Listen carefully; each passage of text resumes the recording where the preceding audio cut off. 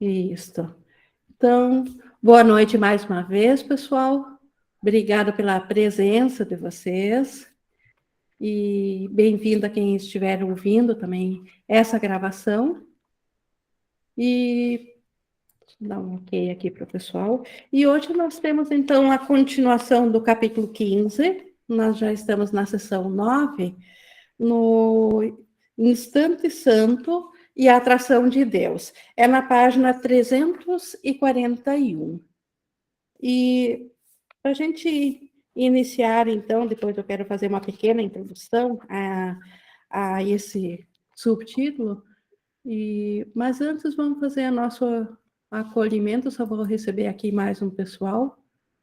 Deixa eu ver, eu acho que tem um microfone do Márcio também ainda aberto.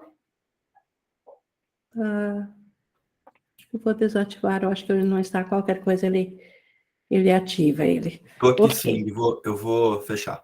Ah, tá, obrigada.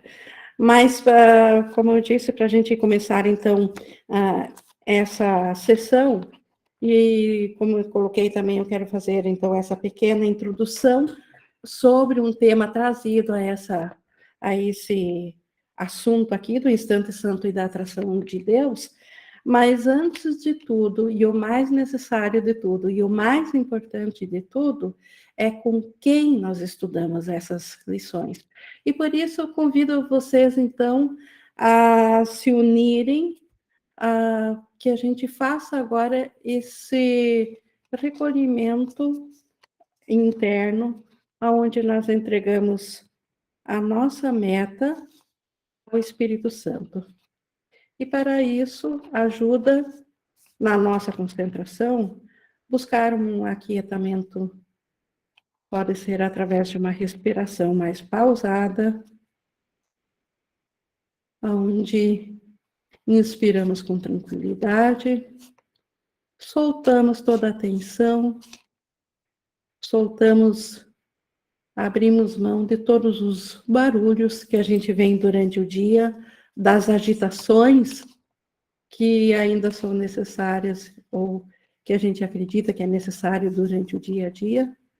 Mas agora, nessa hora de estudo, nós oferecemos o melhor da nossa capacidade de aprender ao Espírito Santo.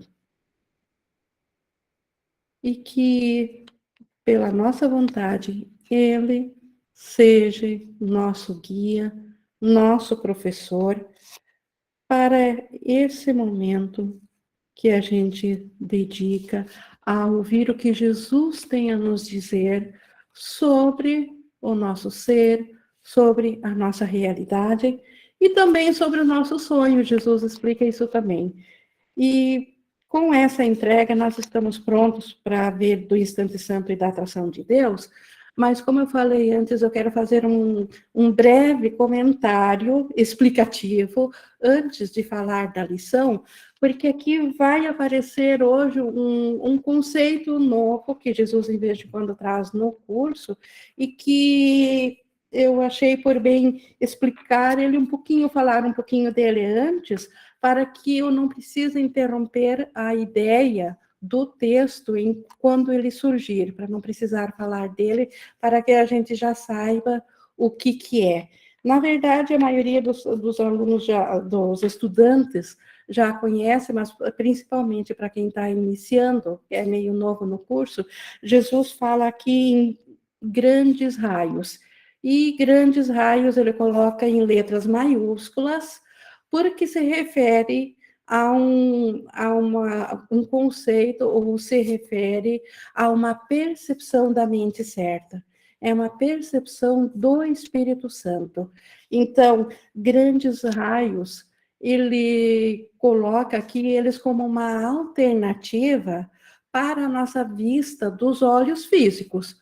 No ego, nos olhos físicos, a gente vê esse mundo físico, tudo que os olhos nos trazem e que nós percebemos através da nossa capacidade de percepção.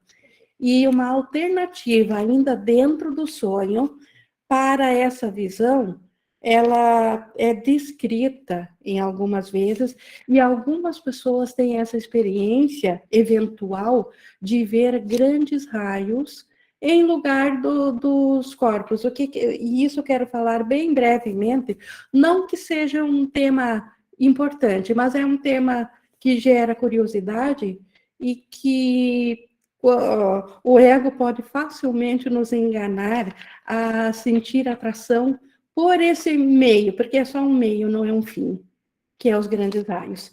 E ele vinha a ser acho que no Desaparecimento do Universo, Guedes escreve uma experiência que ele teve de visão de grandes raios. Eu já conversei com pessoas também, pessoalmente, que tiveram essa experiência. Eu, pessoalmente, não a tive, e o Ken Wapnick fala dela também assim, ó, a quem teve essa experiência está bem, a quem não necessita dela também não a tem, porque o que é essa experiência de ver grandes raios em lugar da visão dos olhos?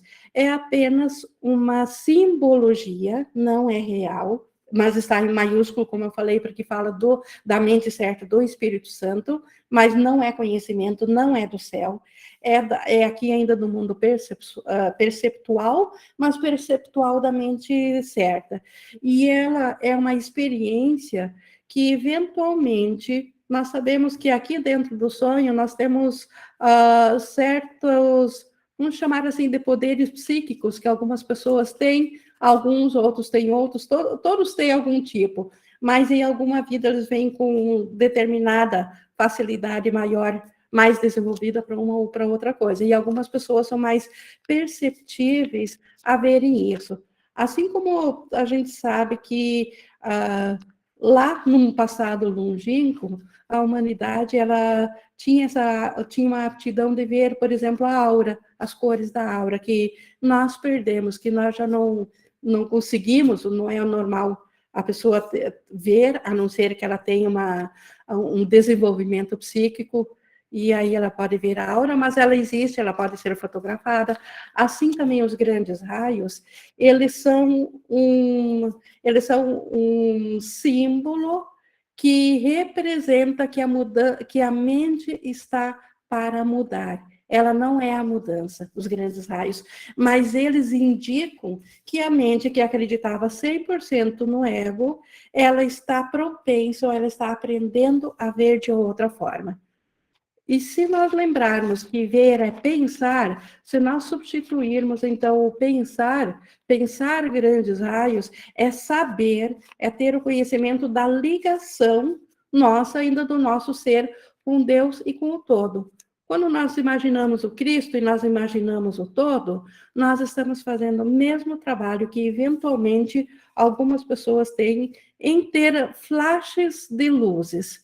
Por que Jesus trouxe isso no curso? Isso o Ken Wapnick explicou lá num livro que eu li, eu acho que da Ausência da Felicidade, que a Ellen e o Bill, eles tinham uns amigos a quem eles passavam também o material enquanto iam recebendo ele, e esse amigo deles teve esses episódios de luz. E aí Jesus explicou isso que eu estou falando agora dos grandes raios, e explicou que isso é eventual, desaparece, e isso é só um indicativo que a mudança está vindo, isso não permanece, e principalmente que quem o tenha, não tenha medo disso, porque é apenas uma indicação. E por que eu também trago aqui? Porque o ego, muitas vezes, nos coloca em situações nos quais ele nos tenta dizer assim, busque isso, ou trabalhe nisso porque isso é bacana, e isso é só um desvio de atenção, porque grandes raios, quem tem essa experiência, ótimo, quem não tem, não precisa também se preocupar, porque é totalmente desnecessário, e aí a mudança aconteceu sem isso. Eu, pessoalmente, particularmente, também, que já estou há quase 2 dezenas no livro, no começo, quando eu lia isso, e eu falava com uma pessoa que teve um episódio assim, eu quis muito ter, mas eu acho que sou a pessoa, pelo ego, a pessoa mais sem graça e mais sem poderes que tem, então, obviamente, não tive isso, Mas eu tive, então, eu acho que Jesus me deu, assim, uma experiência disso em sonho. E quando tive em sonho, já durante o sonho eu percebi, nossa, mas isso aqui ainda é físico. Então, é só mais uma coisa a ser perdoada, porque é aqui do sonho. Então, se eu endeusar isso, ou achar que eu devo ter, ou invejar de quem tem essa experiência, na verdade, isso me ficou, assim, muito claro. Quando eu acordei, assim, eu vi, nossa, que bom que vi em sonho, porque, na verdade, não é nada, mas Jesus traz isso aqui, e como eu disse, ver é pensar. E realmente algumas poucas pessoas têm episódios de luz quando começam a mudar, quando começam a estudar o curso, principalmente, e isso apenas significa que elas estão prontas ou estão iniciando a mudança na mente.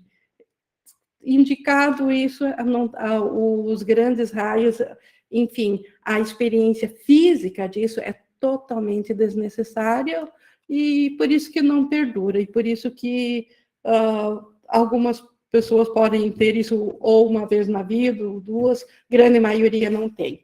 Mas falei disso tudo porque vai aparecer aqui, mas vamos começar então a leitura propriamente dita. E quando aparecer, então, esse conceito, grandes raios, saibam que está falando da ligação que tudo tem. E começamos, então, aqui no primeiro parágrafo, onde Jesus diz que, assim como o ego quer limitar a tua percepção dos teus irmãos ao corpo, do mesmo modo, o Espírito Santo quer liberar a tua visão e te deixar ver os grandes raios brilhantes que deles emanam de forma tão ilimitada que alcançam a Deus. Então, o ego, ele nos limita ao corpo. Tudo que o ego nos mostra é o corpo. Já o Espírito Santo, ele quer nos trazer o conhecimento de que nós somos ligados ainda a Deus em espírito. Um símbolo material disso, eventualmente, seriam grandes raios físicos, que é uma espécie de luz que, eventualmente, por alguns flashes, é possível, então, vivenciar das pessoas, e essa luz, ela se estende, esse raio se estende até o infinito, ou como diz, até a Deus. É esse deslocamento para a visão que é realizado no instante santo.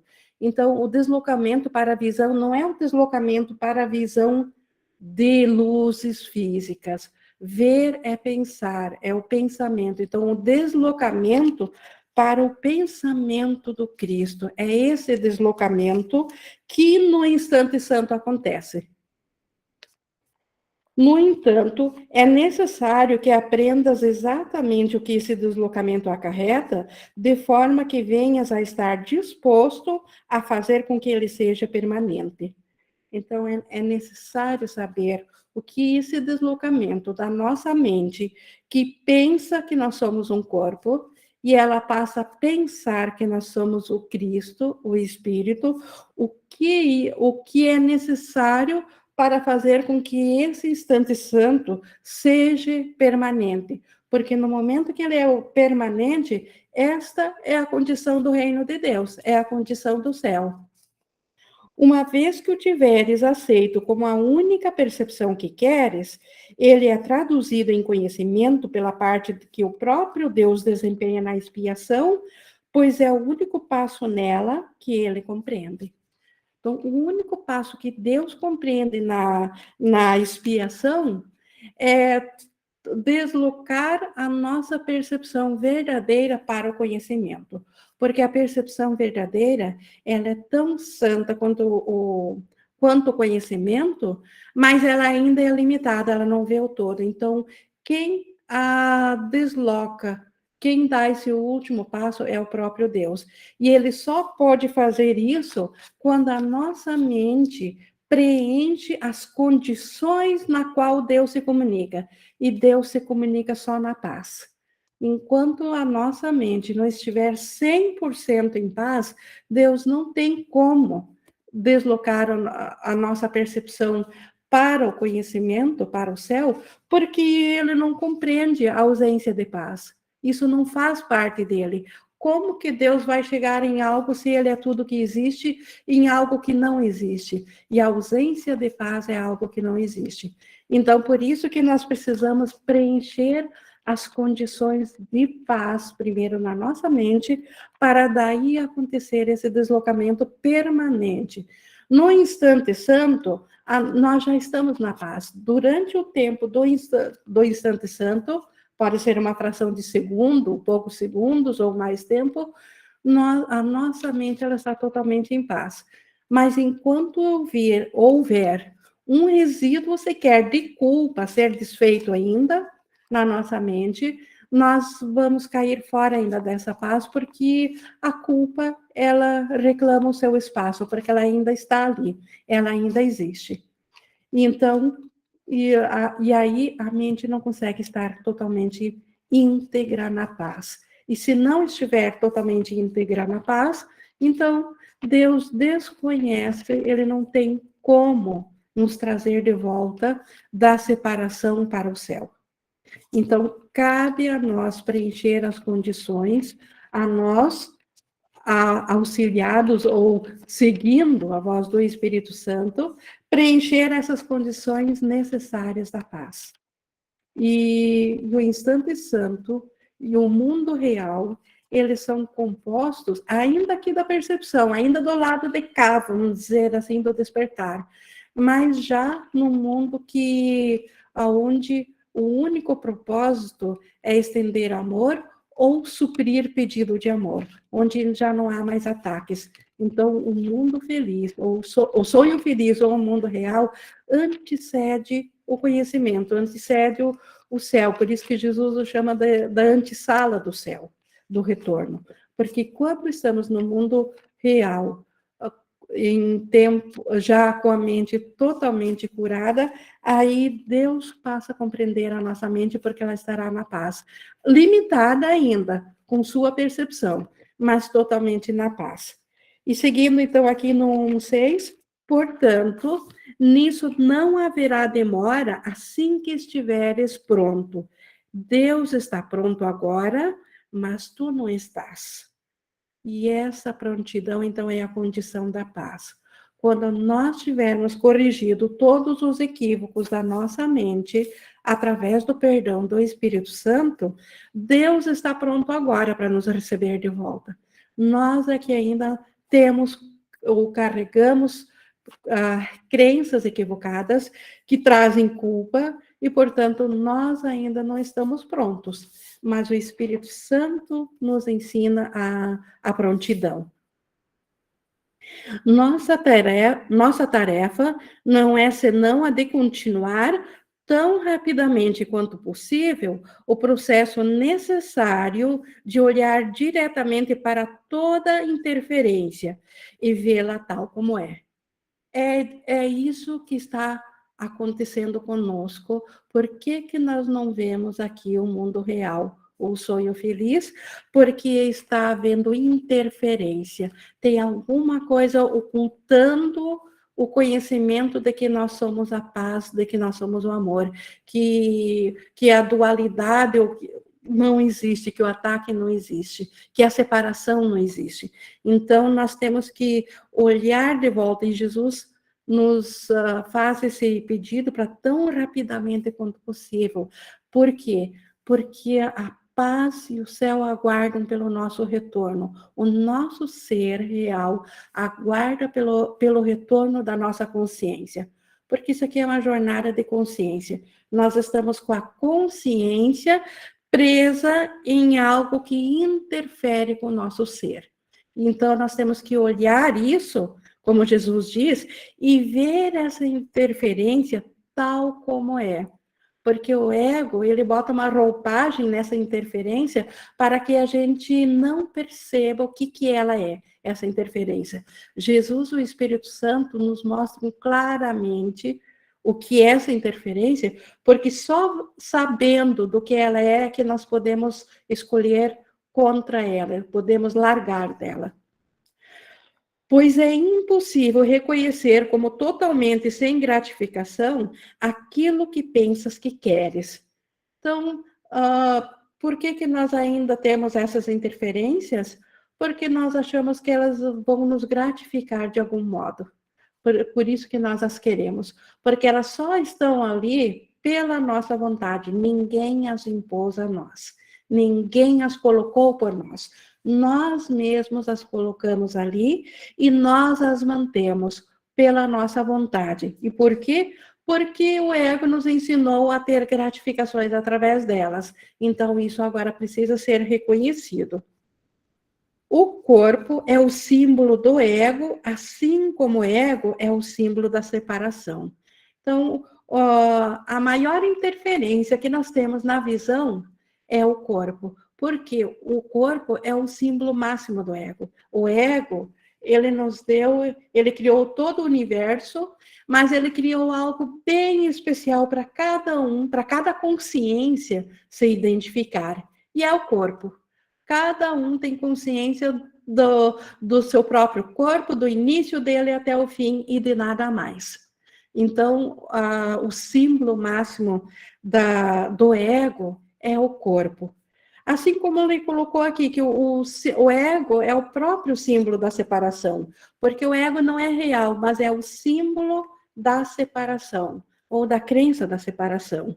E ambos, então, tanto o ego quanto o corpo, não são mais do que tentativas de limitar a comunicação e assim fazer com que ela seja impossível. Então, o que o corpo é, na verdade? Um limitador de comunicação. Porque o que é a criação, o que é o amor? Deus, ao nos criar, ele se comunicou a nós, ele comunicou todo o seu conhecimento. E nós criamos, nós comunicamos adiante igual ele. O amor se dá a si mesmo. E isso é ilimitado. Já do corpo não se pode falar da mesma coisa, que a comunicação do corpo é ilimitada. Muito pelo contrário, o corpo ele é extremamente limitado. Nossas vistas são extremamente limitadas para captar um todo. Nossos ouvidos, nosso entendimento intelectual, aqueles pensamentos cerebrais, são extremamente limitados. Então, o que o limitado faz? Corta a comunicação, porque o céu é comunicação, o amor é comunicação, a criação é comunicação. Deus e seu Filho estão em unicidade porque a comunicação deles é perfeita. Tudo que o Filho pensa, todas as criações do Filho sabem, e Deus compartilha também. E tudo que Deus pensa, o Filho compartilha junto. Então, é uma comunicação sem limites e sem interrupção. O que não se pode falar novamente aqui do mundo físico. Porque aqui tudo é ausência de comunicação. Tudo é distorcido. Até mesmo o pouco que o nosso corpo capta, ainda isso é distorcido. Ainda assim, um corpo pensa numa coisa e diz, e o outro corpo ouve as mesmas palavras e interpreta muitas vezes exatamente o contrário do que a pessoa quis dizer. Quem que nunca passou por uma experiência dessas?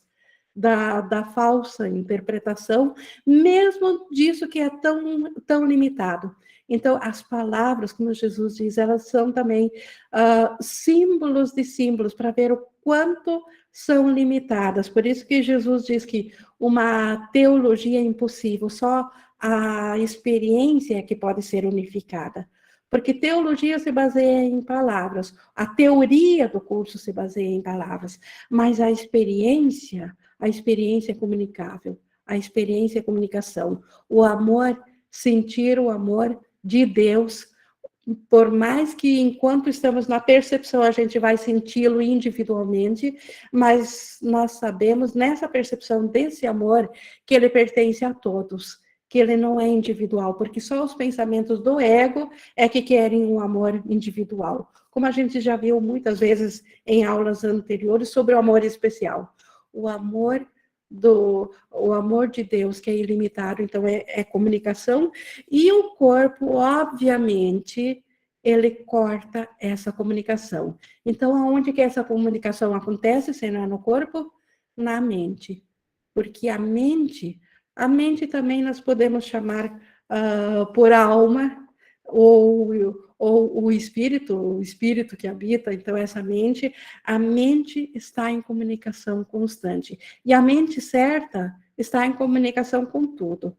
A mente equivocada é que prima o rompimento da comunicação. O ego precisa de romper a comunicação, porque na comunicação, obviamente, voltaríamos a Deus, porque a comunicação é Deus. E sendo Deus, não há espaço para ego. O ego só tem espaço na ausência de comunicação. Por isso que o ego precisa nos dar um ídolo, o corpo, para nós nos identificarmos com ele e praticar a ausência de comunicação, ou a ruptura da verdadeira comunicação com o todo, com o amor. E isso também traz esse senso da nossa mente de incompleteza, de que algo esteja faltando, porque a nossa mente, ela foi criada ao Deus se comunicar a ela. E nada que não seja essa comunicação pode satisfazer a mente. Mas voltando aqui, então, até vou reler aqui no 2.3, que o corpo é o símbolo do ego, assim como o ego é o símbolo da separação, e ambos não são mais do que tentativas de limitar a comunicação e assim fazer com que ela seja impossível, pois a comunicação tem que ser ilimitada de modo a ter significado, e privada de significado, ela não te satisfará completamente. Essa é a razão de nós não estarmos completos ou satisfeitos no ego, porque nós somos criados pela comunicação ilimitada e só isso vai nos satisfazer. No entanto, né, a comunicação ela continua sendo o único meio pelo qual podes estabelecer relacionamentos reais, que não têm limites, tendo sido estabelecidos por Deus. Então, o ego, ele distorce tanto assim, e a gente viu há poucas aulas atrás, que o ego chama de relacionamento colocar um corpo ao lado do outro. E o ego, ele tanto não entende a comunicação que ele sequer se importa com a única coisa que se comunica, que são os pensamentos, que é a mente. Então, é ainda a comunicação que tem os relacionamentos reais. Então, onde que está o relacionamento real? Na mente, nos pensamentos, bem diferente do que o ego prega. O ego apregoa que corpos, colocando lado a lado, ali você tem um relacionamento. O Espírito Santo sabe que o relacionamento ocorre quando há comunicação. E quando que há comunicação? Quando a mente está aberta para dar e receber pensamentos de todos.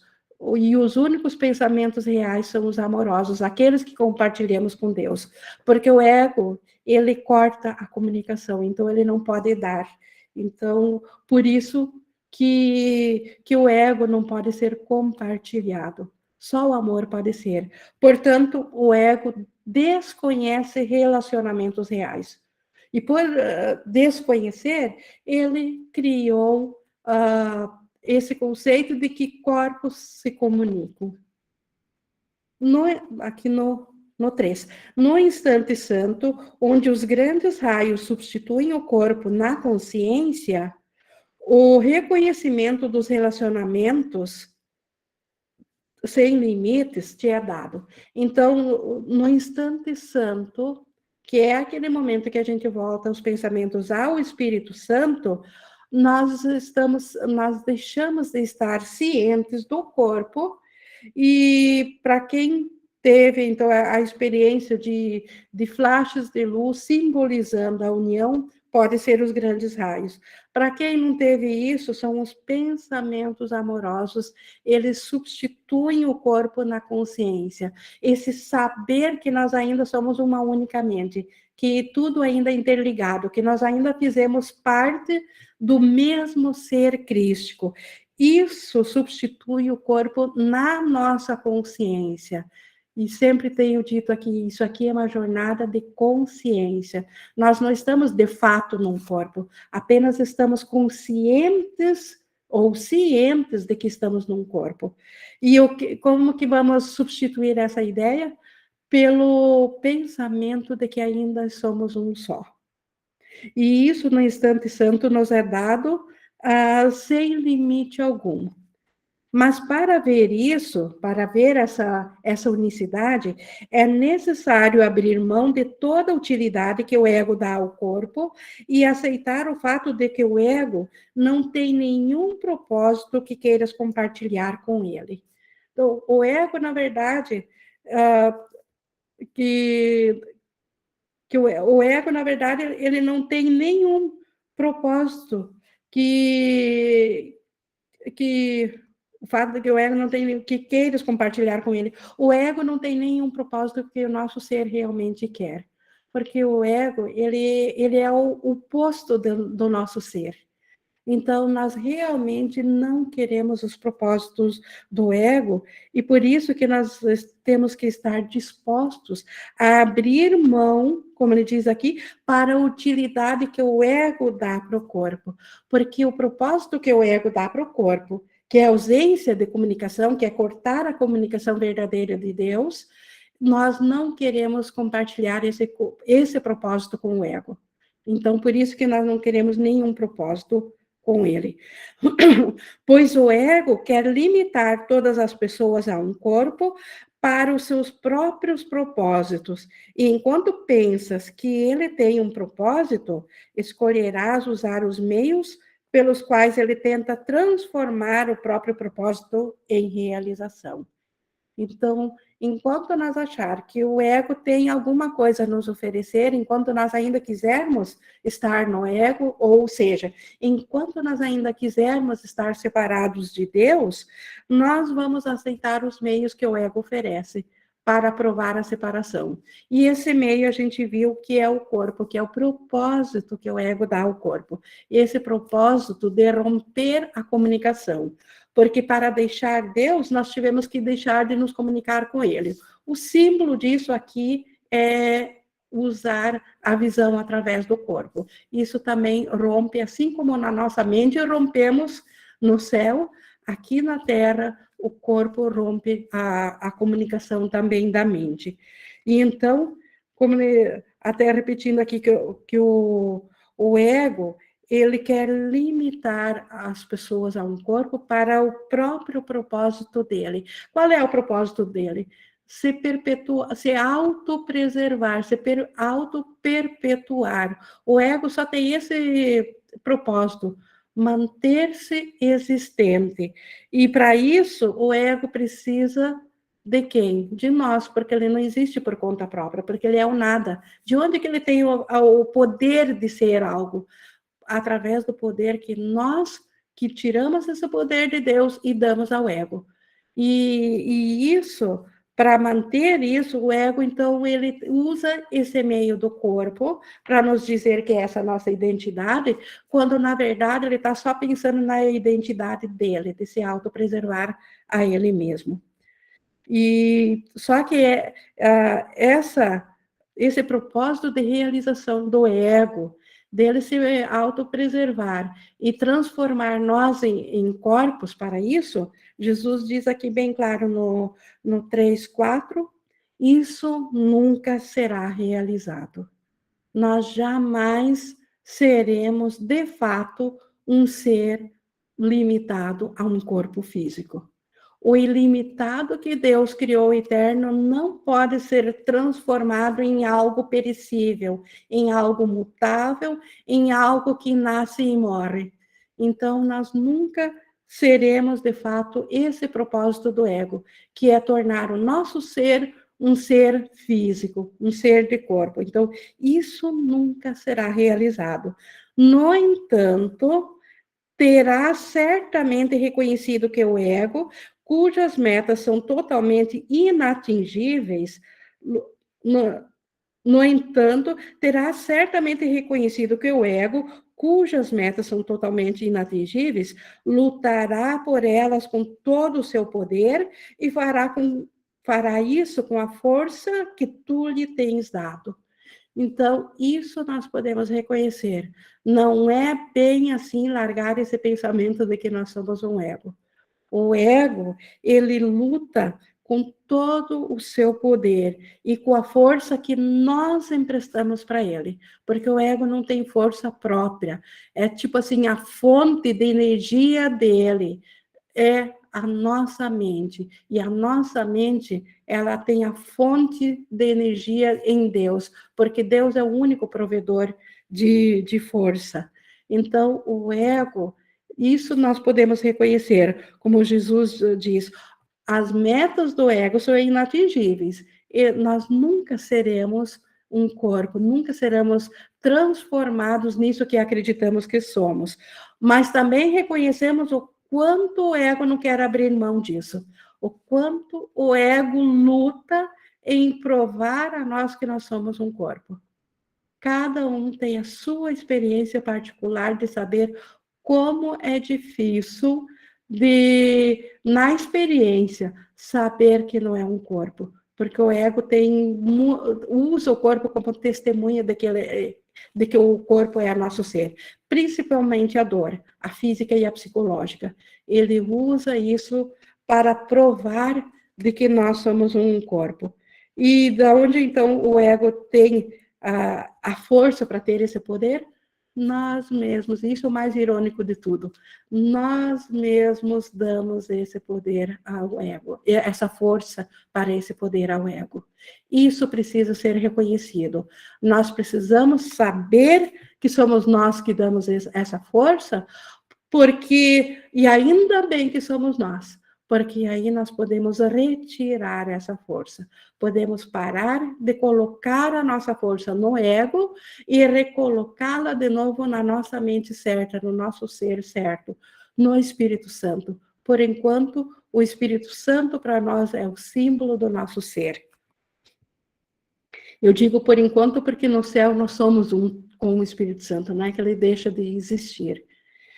É impossível dividir a tua força entre céu e inferno, Deus e o ego, e liberar o teu poder para a criação, que é o único propósito para o qual ele te foi dado.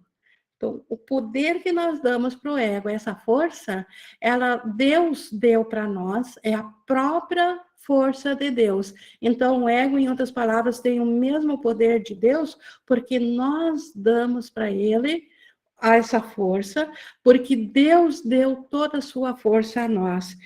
Para quê? Para a criação, para nós criarmos, para nós estendermos, para nós comunicarmos amor como Deus fez.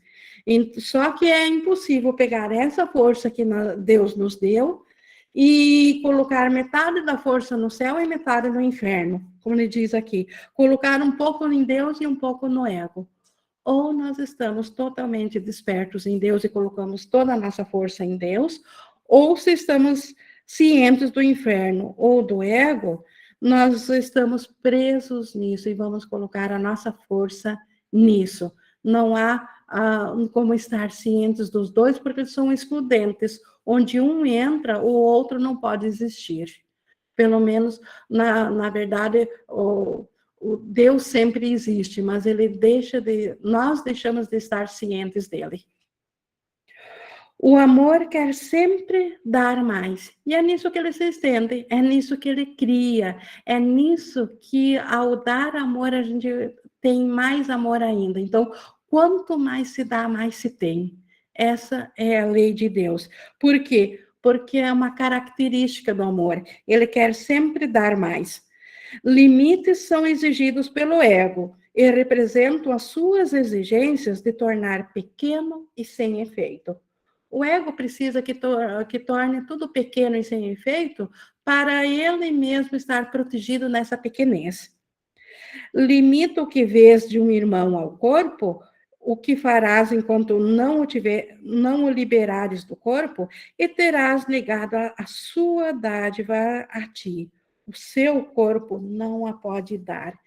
Então, se o amor só quer dar e o meu irmão é amor, se eu o limitar ao corpo, se eu não ver que meu irmão é o Cristo, o que ele é a própria extensão do amor de Deus, se eu disser que ele é um corpo, eu estou limitando a dádiva que meu irmão pode dar, o amor que ele pode me dar, porque esse amor não pode chegar a mim, porque eu limitei ele ao corpo, eu cortei a comunicação com o amor dentro do irmão.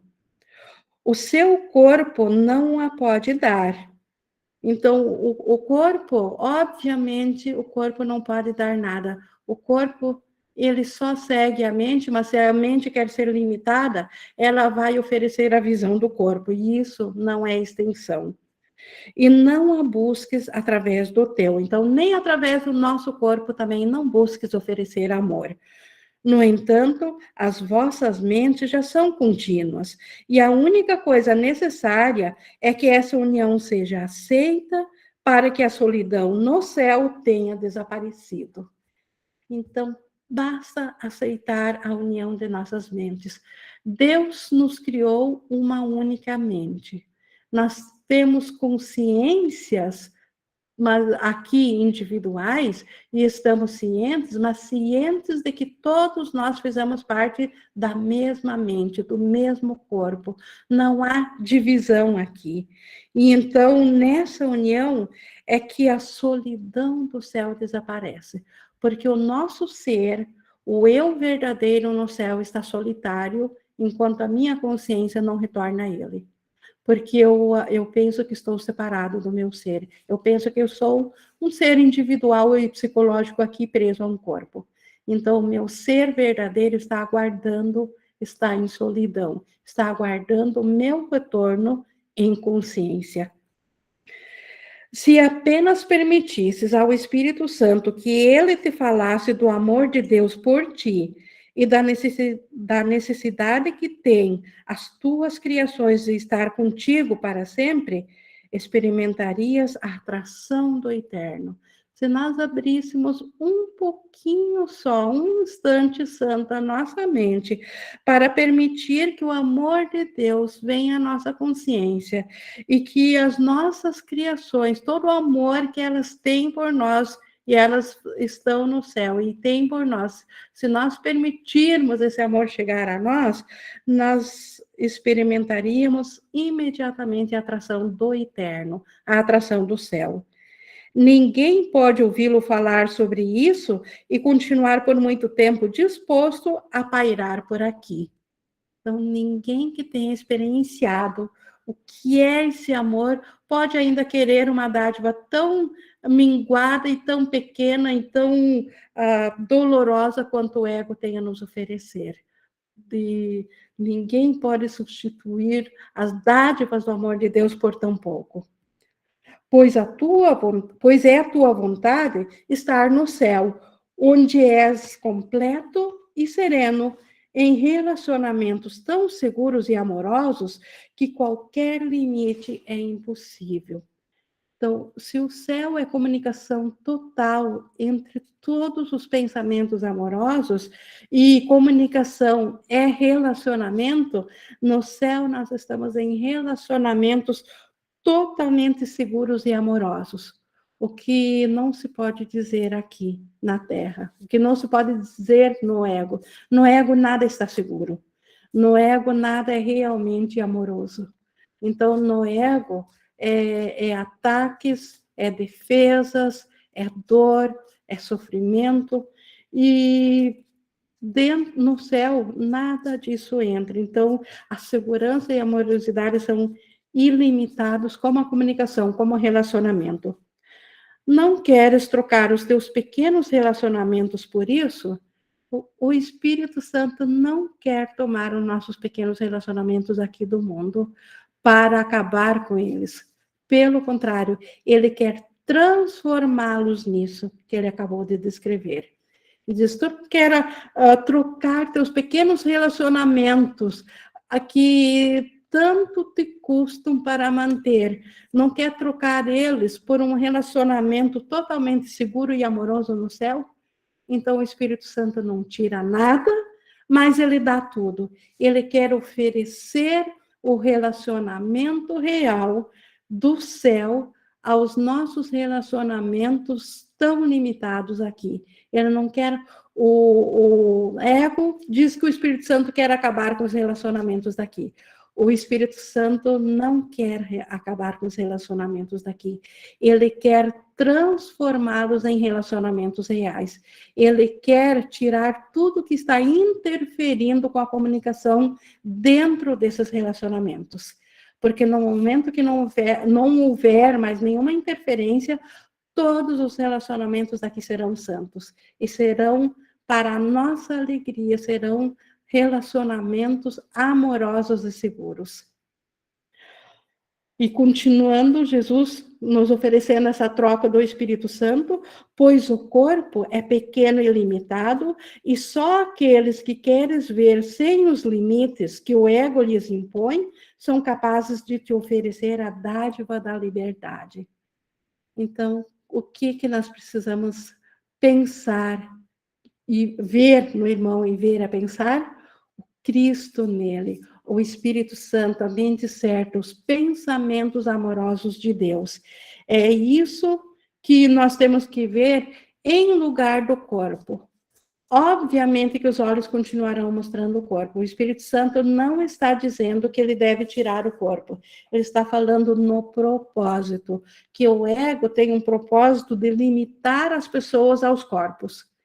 E o Espírito Santo, nós vemos o corpo como um instrumento de comunicação, como uma moldura, mas o quadro da moldura é o ser real. A moldura, ela apenas embeleza o quadro, o foco é o quadro, não a moldura. E assim é o corpo. O Espírito Santo dá um novo propósito para o corpo. E, inclusive, nesse novo propósito, o corpo é curado. O Espírito Santo até o abençoa com isso que o ego tanto gostaria de nos dar, que é a cura e a eternidade do corpo. O Espírito Santo, enquanto o corpo for ainda útil para a nossa aprendizagem, o Espírito Santo dá e renova suas bênçãos ao corpo. Não porque ele seja real, mas como nosso instrumento de comunicação que nós, por enquanto, ainda necessitamos. Não podes conceber os limites que traçaste para a tua percepção e não tens nenhuma ideia de toda a beleza que poderias ver. Então, eu não posso conceber, eu não posso gerar, eu não posso ter feito os limites que eu mesma tracei. Eles não podem ser reais, eles não podem ser concebidos. Então, os limites não existem, porque eu não posso fazer, então eles não são reais, e ao mesmo tempo, eu também não tenho ideia da beleza que eu poderia ver nisso se eu olhasse com o olhar do Espírito Santo para os relacionamentos daqui. Mas disso precisas lembrar. A atração da culpa se opõe à atração de Deus. Então, ela se opõe. A atração de Deus é muito forte, mas a culpa nos derruba. A atração da culpa, ela é tão forte para nós quanto a de Deus. Não em efeito, porque o ego não pode nada contra Deus, mas na nossa mente a culpa tem a mesma atração do que a atração de Deus. Por isso que é tão difícil para nós olhar para a culpa e reconhecer o que ela realmente é, e os danos que ela faz à nossa mente. A atração por ti permanece ilimitada, mas porque o teu poder, sendo dele, é tão grande quanto o dele, tu podes afastar-te do amor. Então, aqui é a explicação por que nós podemos pensar que nós estamos separados de Deus. Porque a atração da culpa, ela exerce o mesmo efeito na nossa mente, para nós, não em realidade, mas na nossa experiência, quanto o amor de Deus, e como nós somos ilimitados, tanto quanto Deus, o poder que nós damos ao ego também tem esse mesmo tamanho. Por isso que nós podemos nos afastar do amor. Aquilo que investes na culpa, retiras de Deus. Sempre. Isso é preciso lembrar. Tudo que nós investimos na culpa, todo o poder que nós damos no ego, ao ego, nós retiramos de Deus. E isso é um círculo vicioso, isso gera mais culpa ainda. E mais ainda a gente vai investir no ego para se sentir culpado. E mais ainda, ao ter reinvestido, a gente tirou de Deus. E mais culpa. Então, é uma bola de neve, é um círculo vicioso que, se não fosse por esse remédio que não foi feito por nós, que é pelo Espírito Santo, por nós mesmos, nós nunca sairíamos disso. E o ego contou com esse plano para a sua autopreservação. O ego acreditou que ele se tornaria eterno, porque o plano dele estava à prova de nós mesmos conseguirmos sair. Só que o amor, ele é real. Então, o amor fez um plano, que é esse plano de nos retirar disso, que é o plano de expiação do Espírito Santo. Então, graças ao Espírito Santo, nós não estamos mais limitados a esse poder, ao nosso próprio engano, limitados ao que nós damos de poder ao ego. No 6,5, e a tua vista, então, quando a gente retira o poder de Deus e dá para o ego, e a tua vista vem a ser tão fraca e tênue e limitada, pois tens tentado separar o pai do filho e limitar a comunicação entre eles. Então, quando eu penso que estou separado de Deus, eu sou o filho de Deus, então eu estou separando o pai do filho, e se Deus é comunicação, estou cortando a comunicação entre o pai e o filho. Não busques a expiação em maior separação. Então, não busque nos planos do ego. O ego tem um plano de expiação, que é aquele plano de se autopunir para se tornar merecedor da compaixão de Deus. Então, não busques a expiação nisso, não busques expiação no ego ou na separação. E não limites a tua visão do Filho de Deus àquilo que interfere com a sua liberação e que o Espírito Santo tem que desfazer para libertá-lo. Então, o que interfere na limitação do Filho de Deus? Eu acreditar que o Filho de Deus se separou e que veio habitar dentro de um corpo, que isso é o ser que Deus criou, que o meu irmão é esse ser físico e psicológico. O meu irmão ainda é o Cristo, o Filho Santo de Deus. Por isso que ele diz, não limites a tua visão do Filho de Deus, não limites a visão do Cristo àquilo que interfere com a sua liberação. O que interfere? O corpo. Então, não limites o Cristo ao ser físico que o ego te mostra. E, pois, o Filho de Deus, aquilo que interfere com a sua liberação do Espírito Santo, e isso o Espírito Santo quer desfazer, a nossa crença de que o irmão seja esse corpo, pois a sua crença em limites, de fato, o aprisionou. Então, a nossa crença em limites é que nos aprisionou.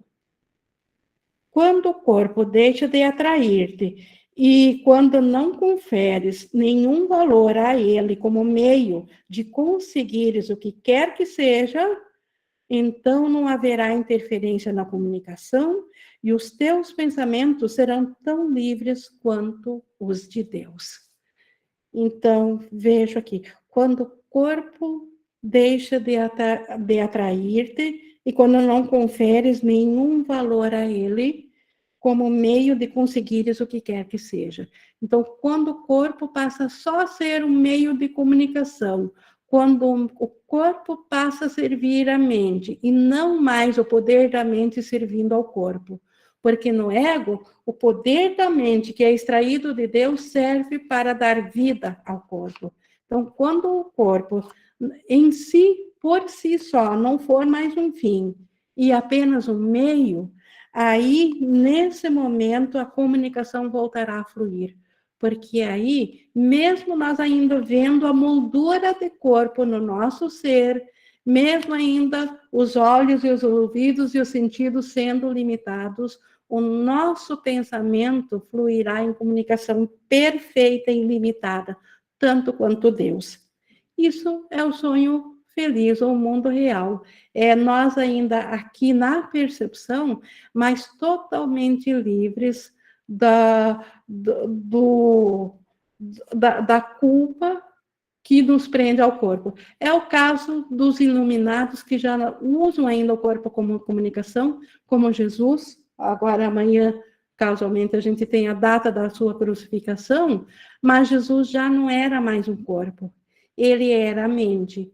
E por isso que não houve sofrimento algum da parte dele. Ele até descreve isso mais adiante aqui como o último dos sacrifícios desnecessários, já que nós pensávamos que precisamos sacrificar para merecer a salvação. Então Jesus diz, tá bom, então já que tu pensa isso, vamos lá, vamos fazer esse último sacrifício desnecessário. Para ele não foi sacrifício, para ele não foi nada, porque o corpo, ele já não tinha mais nenhuma atração e ele não conferia ao corpo como um meio para conseguir o que ele queria. Jesus já era 100% comunicação na mente, comunicação total com o Pai e com todos os irmãos, na mente certa, no Espírito Santo. E por isso que ele já era livre, todos os iluminados são isso, são livres e em comunicação completa com a mente de todos os irmãos e de Deus.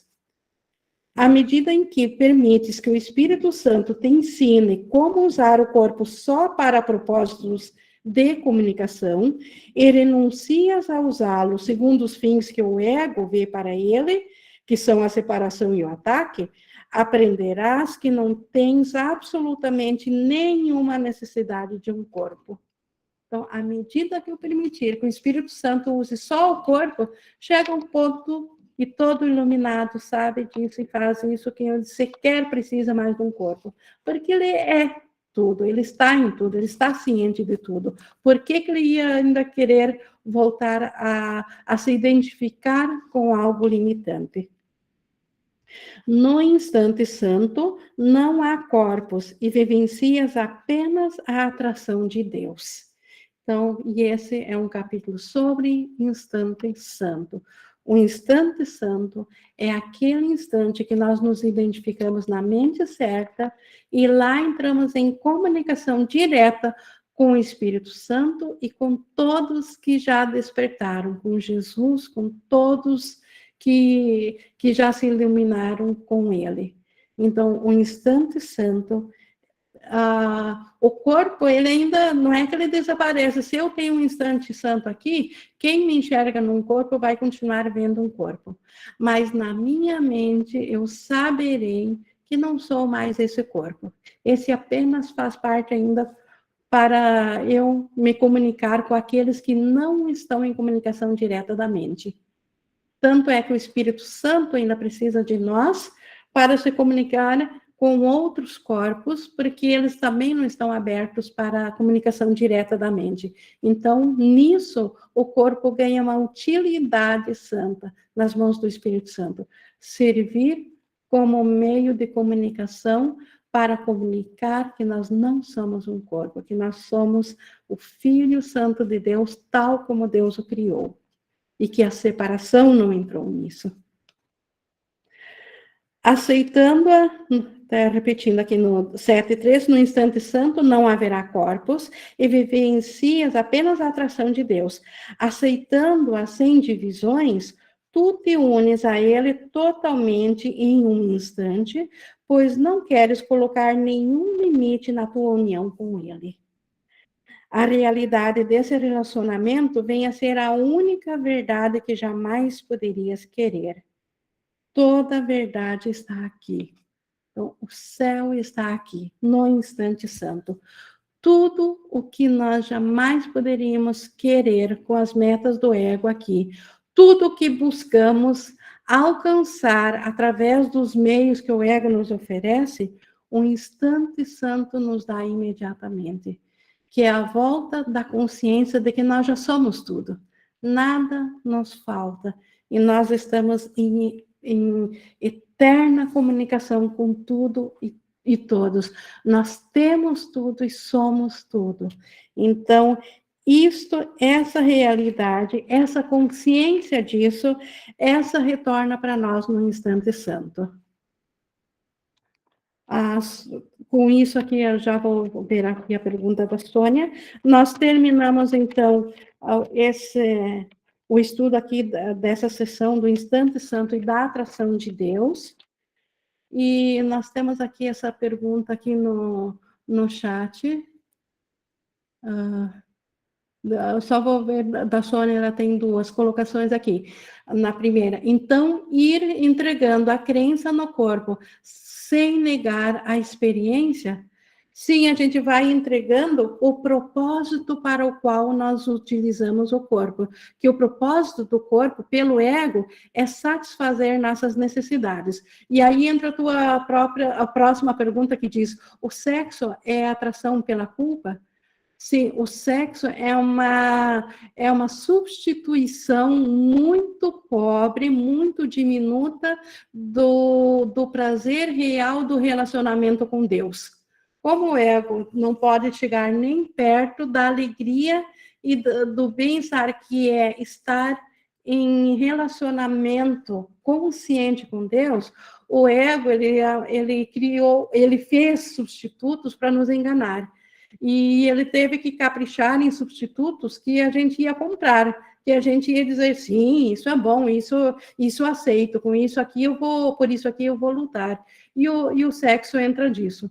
Então, o sexo seria, assim, um prazer máximo, vamos dizer que o ego nos oferece aqui, mas, como Jesus diz em outros lugares, é muito pobre ainda, é muito pouco para satisfazer um filho de Deus.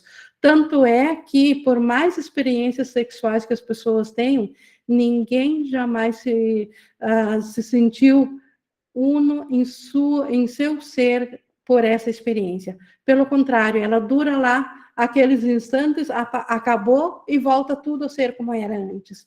Todo pesar, todo mal-estar volta de novo. Então, realmente, é atração ainda pelo corpo, e isso vem da culpa, totalmente do ego. Isso não estou condenando o ato, mas o Espírito Santo quer dar um relacionamento real, porque o sexo não é relacionamento real. Ele é apenas colocar dois corpos lado a lado e cada um individualmente extrair o prazer disso.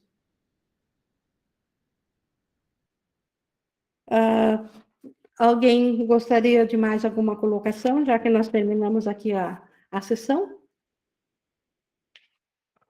Então, estamos aqui na nossa hora aqui de nós interagirmos entre nós.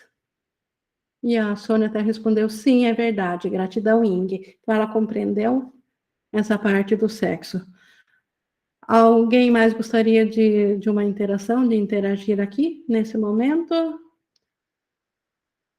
Caso contrário, aqui, ó, semana que vem, então, é o tempo do renascimento, já que estamos falando no instante santo, e quinta, nós terminamos o capítulo sobre o Natal como fim dos sacrifícios. Há pouco eu falei que Jesus não sofreu na crucificação.